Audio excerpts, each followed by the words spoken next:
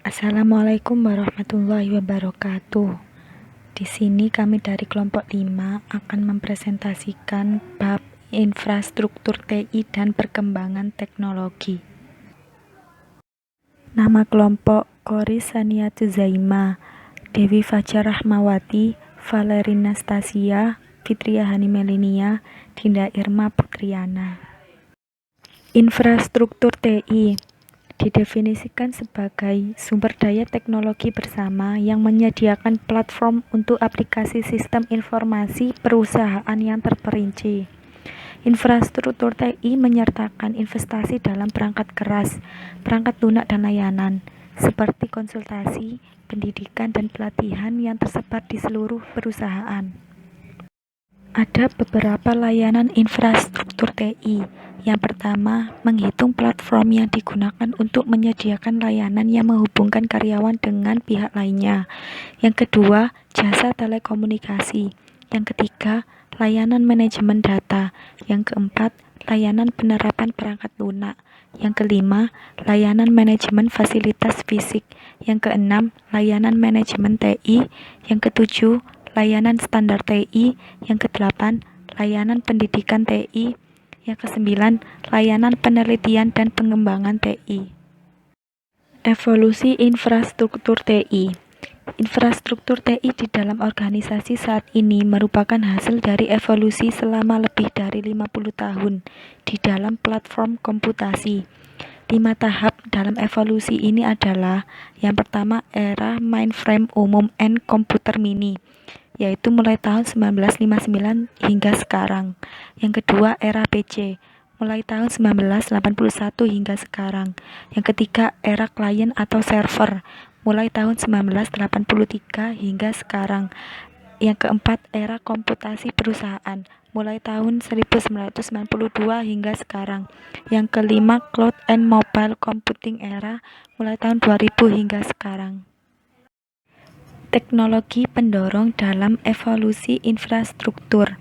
Yang pertama, hukum Moore dan daya pemrosesan mikro, menjelaskan peningkatan eksponensial dalam daya pemrosesan dan penurunan eksponensial dalam biaya teknologi komputer, melipat gandakan daya prosesor setiap 18 bulan sekali dan penurunan harga komputasi setengahnya. Yang kedua, hukum penyimpanan digital besar, menjelaskan penurunan eksponensial dalam biaya penyimpanan data yang bunyinya jumlah kilobyte data yang dapat disimpan dalam media magnetik dengan biaya $1 menjadi 2 kali lipat setiap 15 bulan. Yang ketiga, hukum Metcalfe dan ekonomi jaringan, menjelaskan semakin banyaknya penggunaan komputer dengan menunjukkan bahwa nilai sebuah jaringan tersebut meningkat secara eksponensial seiring anggota jaringan tersebut semakin banyak lagi. Yang keempat, mengurangi biaya komunikasi dan internet. Turunnya biaya komunikasi dengan cepat dan semakin banyaknya kesempatan dalam industri teknologi untuk menggunakan standar-standar komputasi dan komunikasi. Yang kelima, dampak jaringan dan standar. Infrastruktur perusahaan dan komputasi internet saat ini akan menjadi mustahil, baik sekarang maupun di masa mendatang, tanpa adanya kesepakatan antar produsen dan penerima konsumen yang luas dari standar teknologi. Komponen perangkat keras komputer yang pertama yaitu platform perangkat keras komputer. Perusahaan-perusahaan di seluruh dunia diperkirakan akan menghabiskan $448 miliar untuk pembelian perangkat keras komputer pada tahun 2013, termasuk perangkat server dan klien. Server plate adalah komputer yang sangat tipis yang terdiri atas sebuah papan sirkuit dengan prosesor, memori, dan koneksi jaringan yang disimpan dalam rak. Server plate menempati ruangan yang lebih sempit dibandingkan server tradisional yang berbentuk box. Penyimpanan untuk keduanya dapat disediakan oleh sebuah hard drive di setiap server plate atau dengan drive penyimpanan eksternal yang sangat besar. Mainframe terus digunakan untuk menangani dan mengamankan volume transaksi berskala besar, untuk menganalisis data berkapasitas besar, serta menangani beban kerja yang besar di perusahaan pusat cloud computing. Yang kedua yaitu platform sistem operasi. Di tingkat klien, 90% PC menggunakan sistem operasi Microsoft Windows untuk mengelola berbagai sumber dan aktivitas pada komputer. Bagaimanapun saat ini terdapat jauh lebih banyak pilihan sistem operasi ketimbang masa lalu dengan sistem operasi baru pada perangkat ponsel digital maupun komputer yang terhubung lewat cloud computing. Yang ketiga yaitu aplikasi perangkat lunak perusahaan. Penyedia aplikasi perusahaan terbesar adalah SAP dan Oracle. Juga yang termasuk kategori ini adalah perangkat lunak kelas menengah yang disediakan oleh IBM dan Oracle untuk menjadikan sistem aplikasi yang sudah ada saling terhubung satu sama lain di seluruh lingkungan perusahaan. Microsoft mencoba peruntungannya di kelas yang lebih rendah dengan memfokuskan diri pada organisasi kecil dan menengah yang belum pernah mengimplementasikan aplikasi perusahaan. Yang keempat yaitu pengelolaan dan menyimpan data. Perangkat lunak perusahaan, pengelola database bertanggung jawab untuk mengorganisasikan dan mengelola data perusahaan, sehingga data tersebut dapat diakses dan digunakan dengan efisien. Perangkat penyimpanan data fisik untuk sistem berskala besar didominasi oleh EMC Corporation, sedangkan untuk hard disk PC dikuasai oleh Seagate dan Western Digital. Dengan pertumbuhan informasi digital yang begitu cepat, pasar perangkat penyimpanan digital terus bertumbuh sebesar 15% per tahun selama 5 tahun terakhir ini, sebagai tambahan terhadap penyimpan berbentuk disk atau pita kaset. Perusahaan-perusahaan besar beralih ke teknologi penyimpanan berbasis jaringan. Yang kelima yaitu platform jaringan. Perusahaan pemimpin pasar perangkat keras jaringan telekomunikasi contohnya Cisco, Alcatel, Lucent, Nortel, dan Jupiter Networks. Platform telekomunikasi umumnya disediakan oleh perusahaan jasa telepon atau telekomunikasi yang menawarkan konektivitas data dan suara, jangkauan jaringan yang luas, layanan komunikasi nirkabel, serta akses internet. Yang keenam yaitu platform internet. Platform internet harus cocok dan terhubung dengan infrastruktur jaringan serta platform perangkat keras dan perangkat lunak. Mereka termasuk perangkat keras, perangkat lunak, dan layanan manajemen guna mendukung situs web perusahaan, termasuk layanan hosting web, router, dan perangkat dengan atau tanpa kabel. Layanan hosting web mengelola server web berskala besar atau beberapa server sekaligus, serta menerima jasa pembayaran untuk penyediaan dan pengelolaan laman web suatu perusahaan. Revolusi internet menciptakan lonjakan yang luar biasa terhadap server komputer. Banyak perusahaan mengumpulkan ribuan server kecil untuk menjalankan kegiatan operasional internet mereka. Yang ketujuh yaitu jasa konsultasi dan pengintegrasian sistem. Pengintegrasian perangkat lunak menjamin infrastruktur yang baru dapat bekerja sama dengan infrastruktur lama milik perusahaan, yang biasanya disebut sistem warisan, dan menjamin elemen baru yang terdapat pada infrastruktur dan dapat bekerja satu sama lain. Tren platform perangkat keras terkini. 1. Munculnya platform digital mobile, smartphone, dan komputer tablet menjadi begitu penting dalam mengakses internet. Perangkat tersebut semakin banyak digunakan untuk tujuan komputasi organisasi bisnis seperti aplikasi pelanggan. 2. Komputasi jaringan. Komputasi jaringan melibatkan pengoneksian berbagai komputer yang berbeda pada lokasi geografis yang berjauhan ke dalam suatu jaringan tunggal untuk menciptakan superkomputer virtual dengan mengombinasikan seluruh daya komputasi komputer tersebut pada sebuah jaringan. 3. Virtualisasi adalah proses penyajian serangkaian sumber daya komputasi sehingga mereka dapat diakses tanpa terbatas oleh fisik dan geografis. Virtualisasi membantu organisasi dalam memaksimalkan penggunaan peralatan, menghemat ruang penyimpanan pada pusat data, dan penggunaan energi. 4. Cloud computing adalah sebuah model komputasi di mana aktivitas pemrosesan, penyimpanan, perangkat lunak, dan layanan lainnya disediakan layaknya sumber virtual terpadu pada suatu jaringan yang umumnya adalah internet. Tren platform terkini untuk perangkat lunak. Jadi, ada 4 tema utama dalam evolusi platform perangkat lunak kontemporer. Yang pertama yaitu Linux dan perangkat lunak open source. Yang kedua, Java, HTML, dan HTML5. Terus yang ketiga, layanan web dan arsitektur berorientasi pelayanan. Yang keempat, layanan alih daya, perangkat lunak, dan cloud service. Jadi di sini akan dijelaskan Linux dan perangkat lunak open source, Java, HTML dan HTML5, layanan web dan arsitektur berorientasi pelayanan, layanan alih daya, perangkat lunak, dan cloud service. Linux dan perangkat lunak open source. Jadi, Linux dan perangkat lunak open source dalam artian open source software adalah perangkat lunak yang dihasilkan oleh sekelompok pemrogram lepas di seluruh dunia. Jadi Linux adalah sistem informasi yang berhubungan dengan Unix. Jadi Linux yaitu perangkat lunak, sistem operasi yang sifatnya open source dan gratis untuk didapatkan dan disebarkan dengan lisensi GNU. Jadi Linux ini diaplikasikan pada ponsel, dapat diaplikasikan pada ponsel, smartphone, netbook, dan perangkat elektronik lainnya. Jadi Linux itu tersedia secara gratis dan dapat diunduh dari internet ataupun dengan harga yang murah juga bisa, dengan menyertakan tambahan alat-alat bantu dari vendor seperti Red Hat.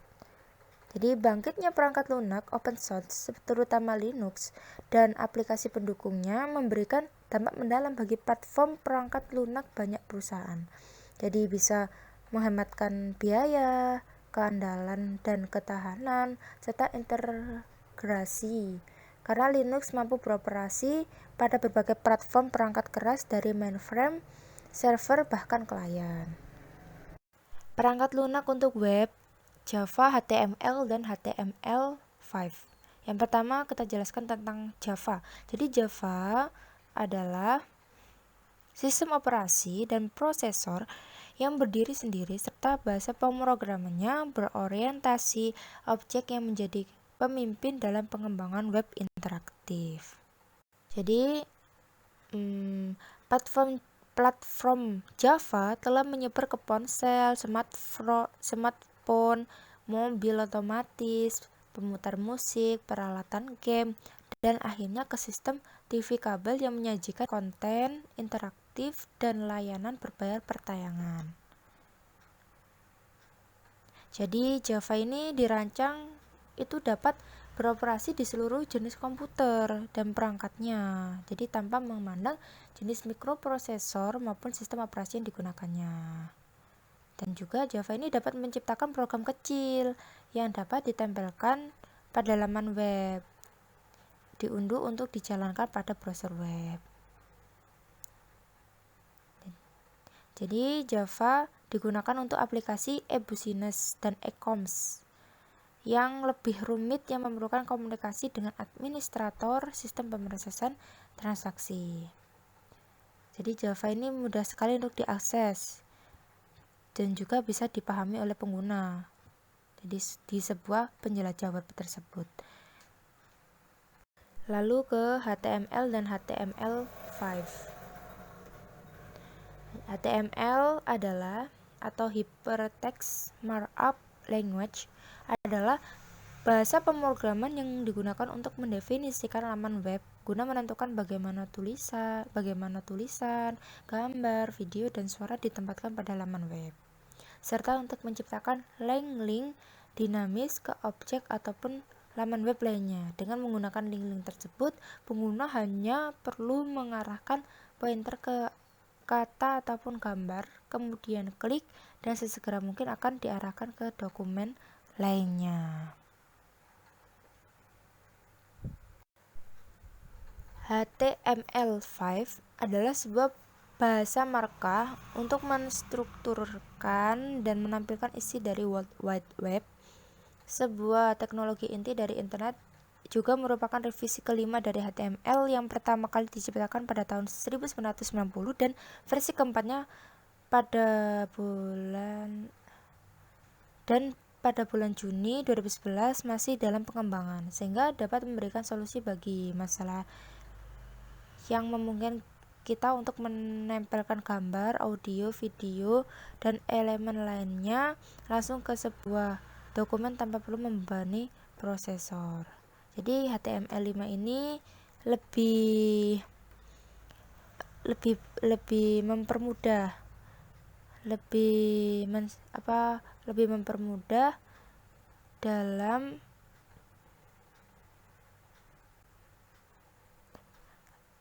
mempermudah laman web akses menjadi lebih cepat, seperti aplikasi smartphone, layaknya seperti itu, dan lain-lain. Meskipun HTML5 ini masih dalam uji coba. Jadi perangkat yang digunakan seperti browser Safari buatan Apple, Google Chrome, dan versi terbaru dari Firefox.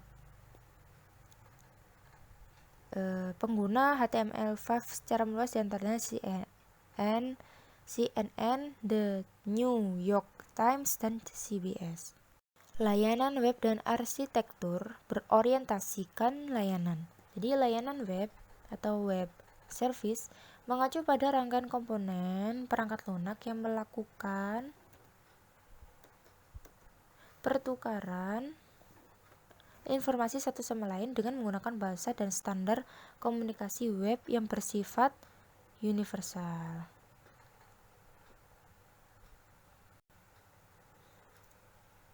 Jadi, mereka dapat melakukan pertukaran informasi di antara dua sistem yang berbeda tanpa memandang sistem operasi dan bahasa pemrograman yang menjadi dasar sistem tersebut. Dasar teknologi dari layanan web yaitu XML. Jadi XML merupakan singkatan dari Extensible Markup Language sebagai bahasa pemrograman yang tangguh dan fleksibel melebihi HTML untuk laman web. Jadi XML ini dapat melakukan presentasi, komunikasi, dan penyimpanan data. Jadi seperti itu. Layanan alih daya perangkat lunak dan cloud service, yaitu ada 3 sumber bagi perangkat lunak eksternal. Yang pertama, rangkaian perangkat lunak terpadu dari perusahaan penyedia perangkat lunak komersial. Jadi perangkat lunak terpadu dan perangkat lunak perusahaan. Perangkat lunak terpadu adalah rangkaian program perangkat lunak yang telah ditulis sebelumnya untuk tujuan komersial, untuk memudahkan perusahaan tanpa harus menulis ulang program dengan fungsi-fungsi tertentu seperti proses penggajian atau penanganan pesanan. Jadi lebih mempermudah dalam programnya tuh biar lebih mudah dan cepat, seperti itu. Terus yang kedua yaitu alih daya perangkat lunak. Pengembangan aplikasi untuk disesuaikan dengan sistem perusahaan melalui perusahaan yang penyedia perangkat lunak eksternal, yaitu alih daya perangkat lunak atau outsourcing perangkat lunak memungkinkan perusahaan untuk mengontrak perangkat lunak yang telah dikembangkan sesuai dengan kebutuhan perusahaannya atau merawat sistem warisan yang telah ada melalui pihak luar yang seringkali beroperasi di luar negeri di wilayah-wilayah yang tingkat gaji di seluruh dunia. Lalu yang ketiga, layanan perangkat lunak beserta perangkat bantunya berbasis cloud computing, yaitu perangkat lunak berbasis cloud computing dan data yang digunakan itu tersimpan pada server andal pada sebuah pusat pengolahan data berskala besar serta dapat diakses melalui koneksi internet browser web standar.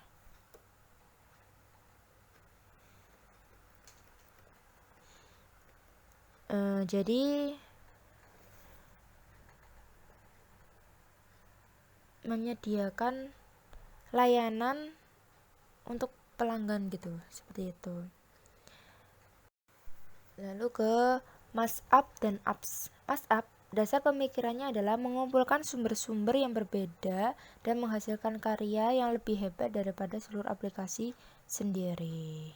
Jadi mashup ini dapat menampilkan video atau tayangan presentasi seperti pada saat mengakses di Facebook atau di blog. Jadi MassApp itu mengomunikasikan dua atau lebih kemampuan aplikasi online untuk menciptakan aplikasi campuran yang memberikan nilai lebih bagi pelanggannya daripada sumber aslinya. Dan apps adalah bagian kecil dari perangkat lunak yang dijalankan pada internet, komputer, tablet, ataupun ponsel yang umumnya dikirimkan oleh internet. Jadi apps itu dapat diunduh tanpa perlu mengunjungi laman web yang bersangkutan. Dan tapi banyak juga yang mengunjungi laman web dengan akses kepada konten yang lebih cepat. Jadi mengunjungi laman juga lebih cepat daripada web browser tradisional. Apps itu lebih banyak diunduh. Yang lebih banyak diunduh yaitu pada umumnya yaitu permainan, berita, ramalan cuaca, ramalan cuaca, peta atau navigasi, jejaring sosial, musik, dan video atau film. Dalam pengguna dari kalangan bisnis, apps ini digunakan untuk menciptakan dan mengedit dokumen terhubung dengan sistem perusahaan, menentukan jadwal, dan berpartisipasi dalam pertemuan, memantau pengiriman, serta mengirimkan pesan suara. Jadi seperti itu. Isu manajemen berhubungan dengan perubahan plafon dan infrastruktur. Seiring bertumbuhnya suatu perusahaan, seringkali mereka melampaui infrastruktur yang dimilikinya. Ketika perusahaan merosot, mereka mulai terbebani dengan infrastruktur yang telah mereka beli pada masa jayanya. Melakukan investasi infrastruktur secara bijak. Infrastruktur TI merupakan bidang penting dalam investasi suatu perusahaan. Jika terlalu banyak menginvestasikan yang dikeluarkan untuk infrastruktur, maka akan banyak infrastruktur yang menganggur serta mengganggu keuangan perusahaan. Modal daya komparatif untuk infrastruktur TI. A. Permintaan pasar untuk layanan perusahaan. B. Strategi perusahaan. C. Penilaian teknologi informasi. D. Jasa perusahaan pesaing. E. Pesaing perusahaan TI investasi infrastruktur. Demikian presentasi dari kelompok 5. Apakah ada pertanyaan?